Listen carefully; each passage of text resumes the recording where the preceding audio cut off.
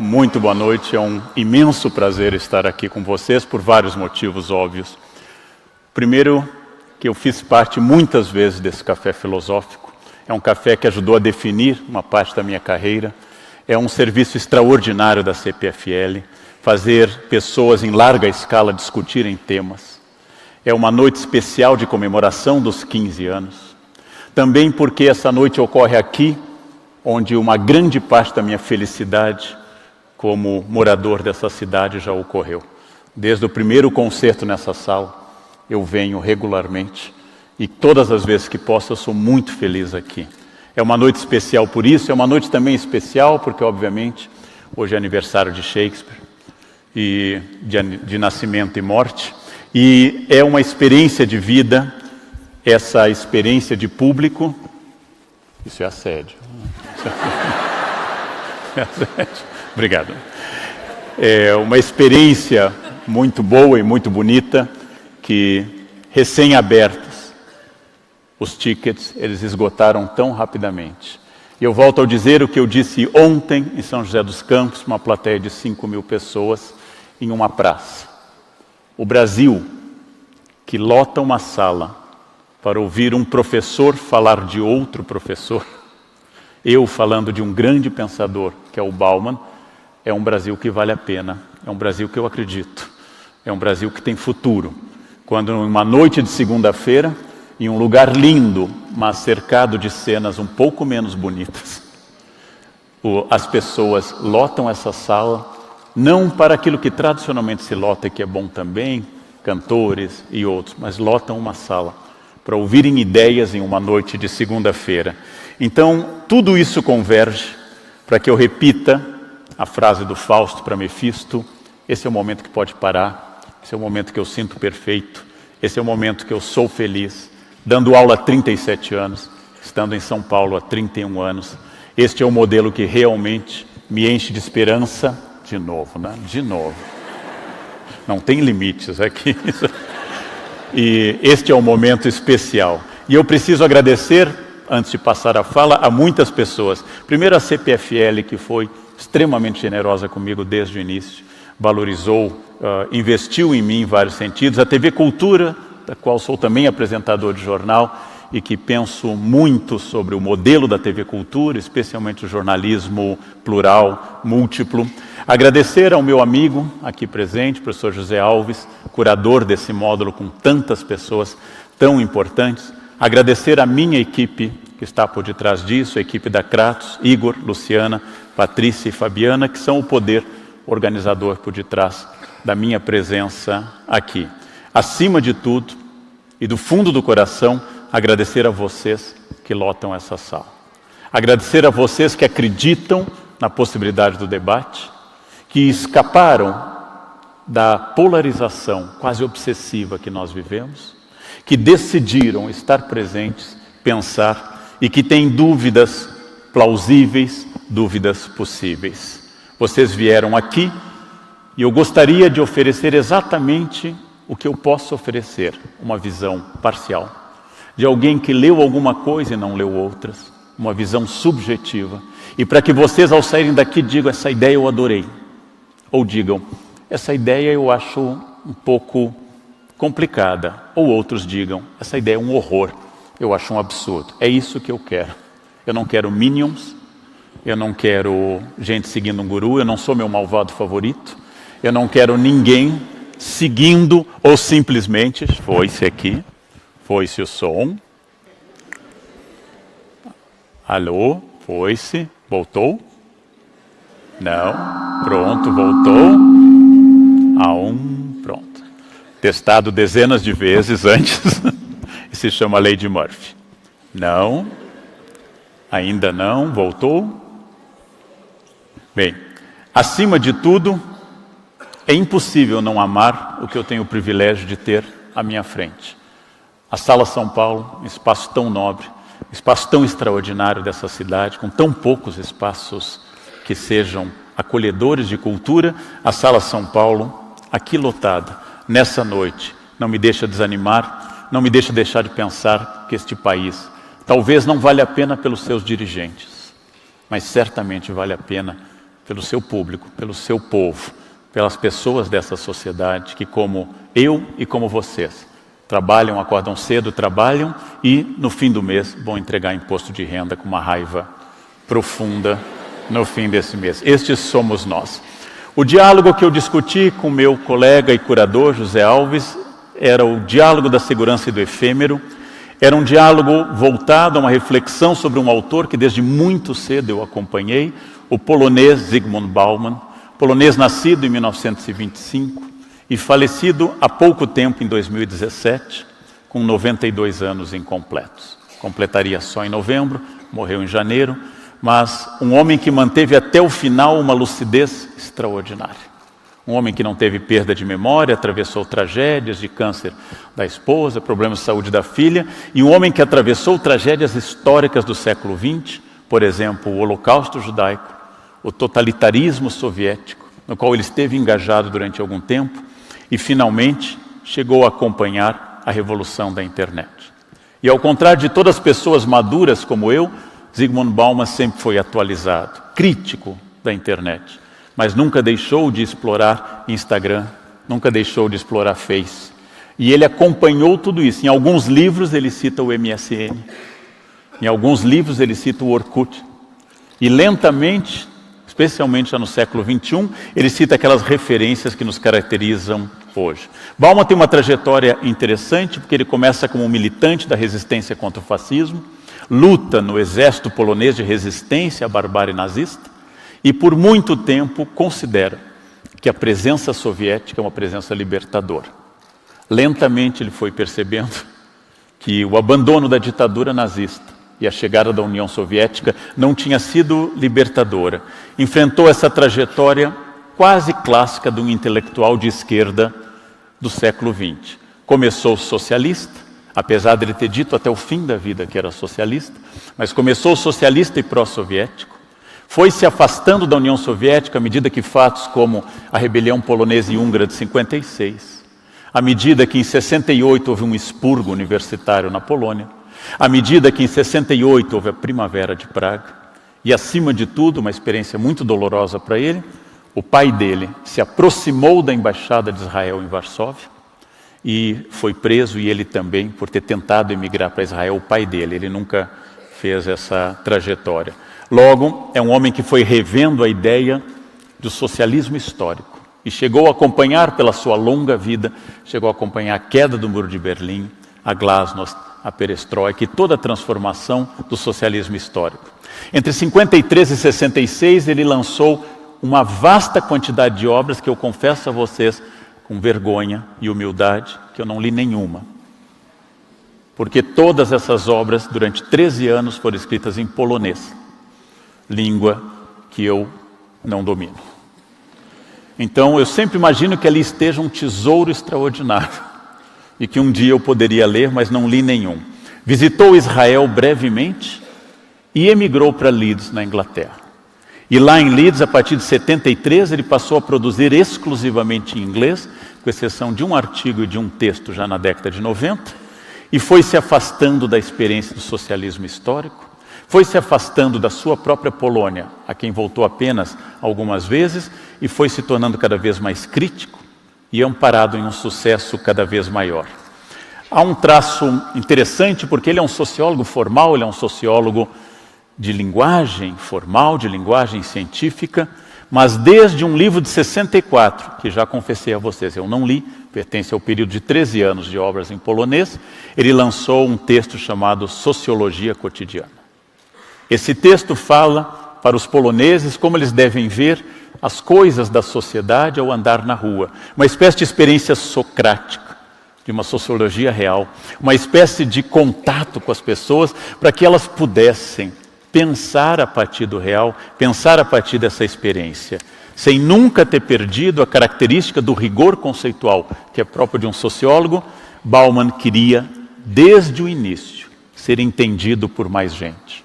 E desde o primeiro texto que eu li de Bauman, há quase 10 anos, eu fiz uma pergunta, por ter muitos textos dele, que talvez seja hoje um pouco especular, um pouco de reflexo meu. O que se ganha? E o que se perde quando você se torna famoso? O que se ganha e o que se perde quando os holofotes estão sobre você? O que se ganha e o que se perde quando você abandona o rigor acadêmico e parte para uma linguagem mais fácil, que não é errada e não é contraditória nem superficial, mas ela é mais plana, ela é mais próxima do grande público. 1997. Bauman chegou à idade de 72 anos, idade em que a maioria dos professores, eu inclusive, pensamos diretamente e obsessivamente na aposentadoria. Aos 72 anos, olhamos, já atravessamos o Cabo da Boa Esperança, olhamos Calicut à frente e sentimos que estamos no fim. Esse é o momento que Bauman deu uma guinada importantíssima. Vinha lançando livros que o tornaram inclusive conhecido no meio acadêmico. O primeiro texto que eu li dele, Extraordinário, Modernidade e Holocausto, no qual ele faz uma reflexão muito bonita. Bauman começa a tocar em um texto que a maioria dos sociólogos não toca. Pega um livro de 1930, de Freud, Mal-Estar na Civilização, também traduzido às vezes para ser mais fiel ao alemão, Mal-Estar na Cultura, ou A Civilização e Seus Descontentes, como é o título em inglês. Ele pega esse texto em que Freud analisa a cultura, a civilização, e junta a um texto de 1927, Futuro de uma Ilusão, 2 textos freudianos, e começa a pensar o que eu poderia escrever, passados tantos anos entre a escrita de Freud e a minha escrita atual, 1927-30 e 1997. Por que essa proximidade? Freud e Bauman são de origem judaica. Freud e Bauman tiveram que abandonar seu lar por causa do nazismo. Freud e Bauman tinham interesse por arte. Freud e Bauman tinham pesquisa na área de filosofia. Talvez tudo isso os tenha aproximado, mas, acima de tudo, ele se interessou por esse conflito freudiano entre civilização que domestica, que rebaixa, que ordena, que pede a você que não seja impulsivo, que não seja emotivo demais e, acima de tudo, que não seja publicamente sexuado, com a vontade do indivíduo, livre, cheio de impulsos, inclusive vontades que Freud vai chamar de pulsão de morte, vontades de eliminação das pessoas. A civilização para o austríaco era reprimir os sentidos. Quanto mais eu reprimisse, mais eu estudaria, o que é mais ou menos óbvio. Quanto mais repressor for uma sociedade repressora, quanto mais repressor for um Estado, mais se produz filosofia, línguas e assim por diante. Porque, para Freud, eu só estudo quando eu não estou exercitando a sexualidade. Essa é uma teoria freudiana. A renúncia ao instinto causa uma tensão incontornável entre o indivíduo, o Estado e a sociedade. E assim fica uma questão mais ou menos pendente, e eu vou fazer como Bauman, dar um exemplo concreto.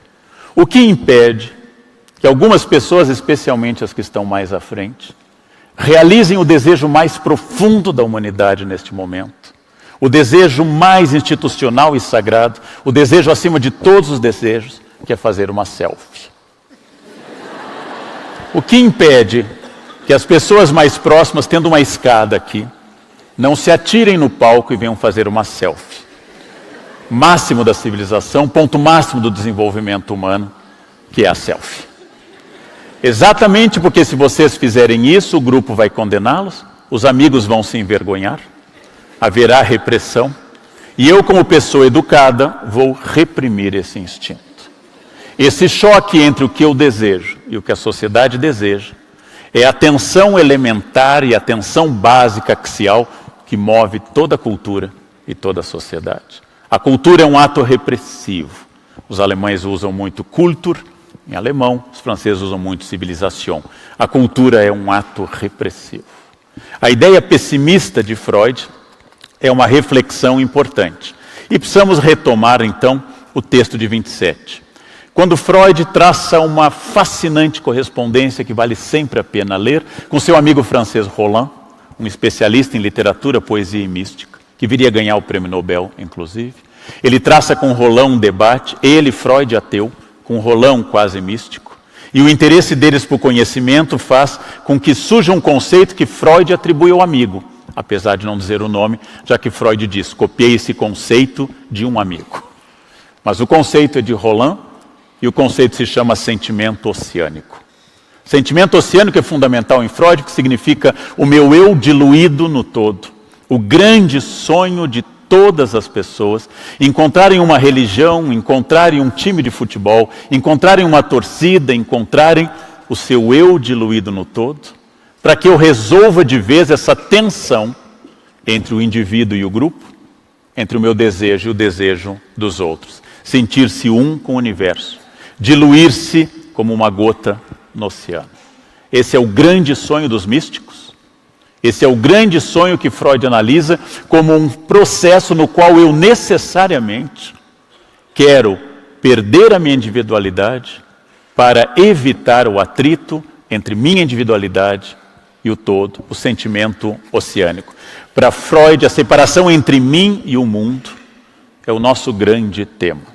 O medo que nasce quando o bebê, segundo Freud, totalmente coerente com uma observação de Santo Agostinho e muito diferente de Bauman, Agostinho e Freud dizem a mesma coisa. Quando o bebê pela primeira vez percebe que o seio da mãe não é parte dele. E isto é o primeiro trauma de um ser humano. O seio não funciona como ele não controla o seio.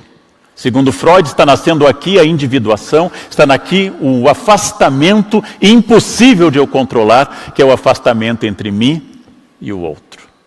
Ora, todos nós somos indivíduos, todos nós sentimos, mas ninguém sente o que eu sinto. Quando eu dou uma topada em uma pedra, todos meus amigos podem ser solidários, mas é uma solidariedade retórica, porque eles não estão sentindo a dor. Ora, essa questão para Freud, como Agostinho tinha notado, a inveja de uma criança de 2 anos com um irmão de 6 meses sendo amamentado, essa questão Freud e Roland prossegue e a riqueza desse debate é extraordinária. E Freud, ilustrado por um amigo muito culto como o próprio Freud, Freud começa a pensar como se recupera esse sentimento oceânico. Como é que eu volto a ser um? Como eu supero a divisão? Mas abandonemos Freud e voltemos ao nosso foco, Bauman. Eu havia dito que em 1997, Bauman está naquela fase em que quase todos nós pensamos na aposentadoria, encerrar a carreira. Mas Bauman é um clássico intelectual. Bauman é um clássico pensador. Como um clássico artista, como um artista de verdade, Bauman não interpreta que seja possível que um dia ele pare de pensar e pare de produzir. Como Michelangelo, como Rafael, ele quer produzir até a morte, até seu último dia, que foi o que aconteceu. Ele morreu poucos dias depois de ter terminado de revisar seu texto póstumo, seu preço póstumo, que se chama Retrotopia. Ou seja, a barbárie nazista que atingiu aos dois fez com que ambos, Bauman e Freud, pensassem muito, muito na violência humana, na morte, na divisão entre as pessoas. O polonês notava algo distinto do austríaco. A inflexão do mundo, para Freud, era o desejo oceânico, ou a repressão sexual, ou a sexualidade que se espraiava por toda a consciência do indivíduo. Bauman introduz uma coisa estranha ao mundo de Freud. No seu livro de 97, O Mal-Estar da Pós-Modernidade, obviamente uma referência ao texto de 1930, confessada logo ao primeiro parágrafo, o polonês diz uma coisa completamente diferente. Não é a sexualidade que nos frustra, ou não exatamente, ou apenas a sexualidade. O que nos frustra é uma característica da nossa sociedade chamada consumo. O que me torna um cidadão é o consumo. O axioma da minha liberdade é baseado na ansiedade para o consumo. O axioma mais importante da virada baumaniana é o definidor de que eu só sou se eu consumir. E que a nossa sociedade produz párias, produz Dalits, produz pessoas afastadas do todo, que são as que não consomem. Em reportagem recente, nesse domingo, eu descobri que São Paulo tinha 20 mil pessoas morando nas ruas. É um número assustador. É uma pequena cidade ou até maior que muitas cidades pequenas. E por que essas pessoas não causam comoção? Causam apenas alguma reportagem? Porque não são consumidores. E não sendo consumidores, são afastados da condição da existência. Para Bauman, o conceito de pós-modernidade que ele passa a usar é obviamente uma citação de Lyotard e Baudrillard. Obviamente, tanto Lyotard como Baudrillard haviam pensado nesse conceito antes. E um crítico muito importante, hoje esquecido no Brasil, Mário Pedrosa, que em 66 fez um texto sobre Hélio Oiticica e comentou que a arte de Hélio Oiticica, pela primeira vez em português, o texto apareceu, que já havia em francês e inglês, a arte de Hélio Oiticica era uma arte pós-tudo, inclusive pós-moderna. A partir de pensadores brasileiros e franceses, surgia um significado que Bauman vai desenvolver. O que é pós-modernidade? Isso daria 15 dias de aula. Mas um professor tem que aprender a ser breve.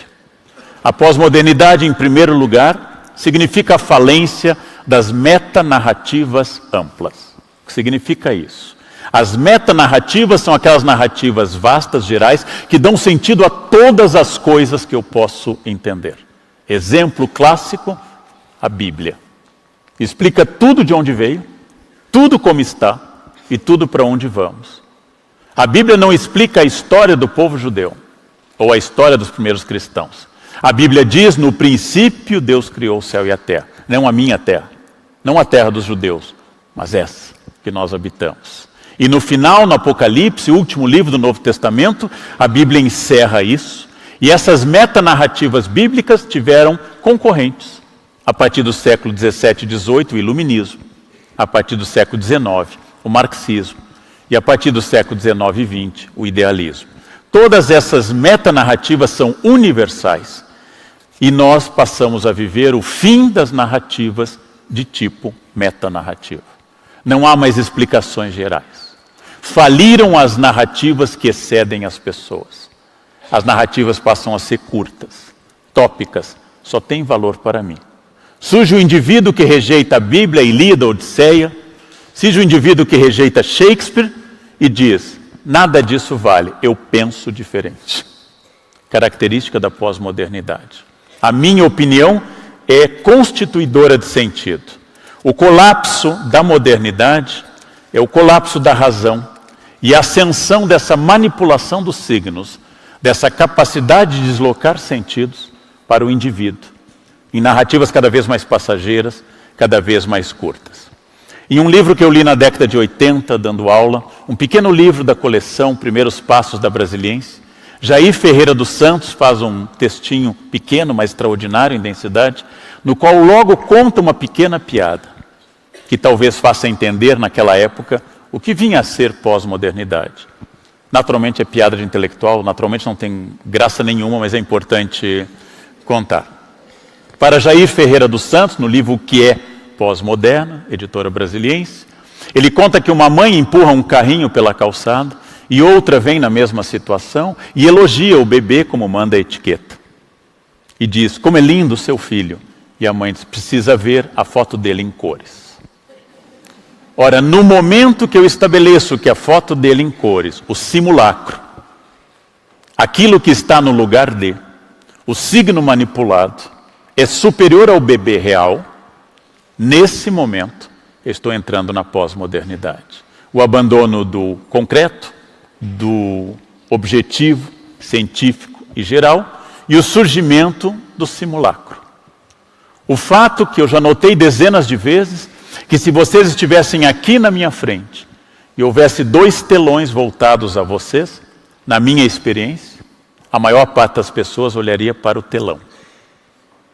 Nós vamos a um show para ver o telão, porque a pessoa concreta está muito inatingível. Nós cuidamos mais da foto do que do prazer da viagem. Perdemos horas para que a foto fique perfeita e menos horas para aproveitar a viagem. Porque está nascendo aqui o pós-moderno. Na condição pós-moderna, a vida não é mais um problema a ser resolvido, mas experiências em série, todas destinadas ao devir, ao se fazer, algo inacabável. Os consumidores eram os clássicos seres da pós-modernidade. Por isso, a pós-modernidade é chamada em vários textos, principalmente Lyotard, como a lógica cultural do capitalismo tardio. A pós-modernidade foi criticada como uma lógica cultural de um capitalismo que está esgotando as possibilidades estruturais e tradicionais e passando para outro campo. Bauman, ao usar esse conceito, se apropria de uma ideia bastante conhecida, não é original nele. No livro O Mal-Estar da Pós-Modernidade, ele amplia a versão e vai introduzir aquilo que Freud não falou, que o projeto tradicional, o projeto anterior à pós-modernidade, é o projeto de controle do Estado, é o projeto da eugenia. Os grandes estados do século XX praticaram eugenia. A União Soviética afastando os chamados reacionários, burgueses, gulags, etc. A Alemanha nazista mandando matar judeus, ciganos, testemunhas de Jeová, homossexuais, negros, comunistas. O projeto tradicional do grande Estado era a eugenia, eu de bom, genós, nascimento, origem, de afastar os indesejáveis. O projeto da pós-modernidade não é mais de eugenia, o projeto da pós-modernidade é afastar quem não pode consumir, quem não se insere na lógica do consumo. Substituímos campos de concentração por shopping centers, com a mesma lógica, segundo Bauman. Dizer quem pode e quem não pode, quem tem acesso ou não tem acesso, quem é feliz ou quem é infeliz. Quem está fora da cadeia de consumo perde a própria humanidade. Quem está fora da cadeia de consumo se torna alguém pária, como eu já tinha dito. No caso, a redenção é dada pela aquisição de bens. E aí se nota a diferença entre Bauman e Freud. Freud nunca foi socialista. Bauman vem de uma tradição socialista. Freud nunca introduziu uma crítica às classes sociais. Bauman introduziu duramente desde o início uma percepção de uma sociedade montada sobre classes excludentes e rivais. Ora, o não consumidor é o não ser, mais do que apenas consumo. Citando Bauman, essa cultura, a nossa, tem pavor à solidão chamada liberdade. O desejo é manchado de medo. Nossa cultura tem pavor à solidão chamada liberdade. Nossa cultura gosta do acompanhamento, do tutorial, da internet e assim por diante. Posteriormente, ele afirmaria, não nessa obra, porque ainda não era muito comum, que redes sociais, celulares e tablets era a necessidade premente, imperativa de vencer a solidão sem pagar o ônus do contato físico. Retomando a ligação com Freud, de que nós temos horror ao contato e temos que reprimi-lo. Assim, agora, no nosso novo mundo, no admirável mundo novo pós-moderno, citando o título de Huxley a partir de Shakespeare, nesse admirável mundo novo, o mais importante é que eu consiga ter contato com todos, sem ter o ônus de ninguém. Porque agora eu posso entrar na internet e xingar alguém. Agora eu posso entrar na internet e entrar na página de um grande filósofo, entrar na página de um grande historiador, entrar na página de qualquer pessoa que se dedica a 30, 40, 50 anos ao tema e dizer aos meus 18 anos, você está completamente errado. É uma maravilha. E mais, eu posso lhe chamar de babaca, sem medo de reação física. Porque eu não estou lá como Leandro, eu estou como Tigrão 72. E a partir desse momento eu ganho um empoderamento que afasta todo e qualquer risco de contato físico ou de risco qualquer. Está resolvido, segundo Bauman, o dilema freudiano. Não preciso mais me isolar para ser livre, porque a internet proporcionou a mais complexa, dialética e complicada forma de isolamento já inventada por ser humano. Eu tenho 50 mil amigos, porque eu não tenho nenhum. Eu tenho 10 mil seguidores, porque ninguém me segue. Eu mostro foto para muita gente, mas ninguém vai guardá-lo. Só vão dar likes, em busca do seu like. Achamos a forma perfeita, no Face e no Instagram, de mascarar a solidão, buscar a aprovação social, sem os riscos de qualquer problema. Se tudo está desconstruído e o mundo caiu, comenta Bauman no livro de 1997, que chegaria a vez dos párias. Por que a vez dos excluídos? Porque os excluídos odeiam as estruturas dominantes. Os excluídos querem derrubar as estruturas dominantes. Mas agora, graças à internet, os excluídos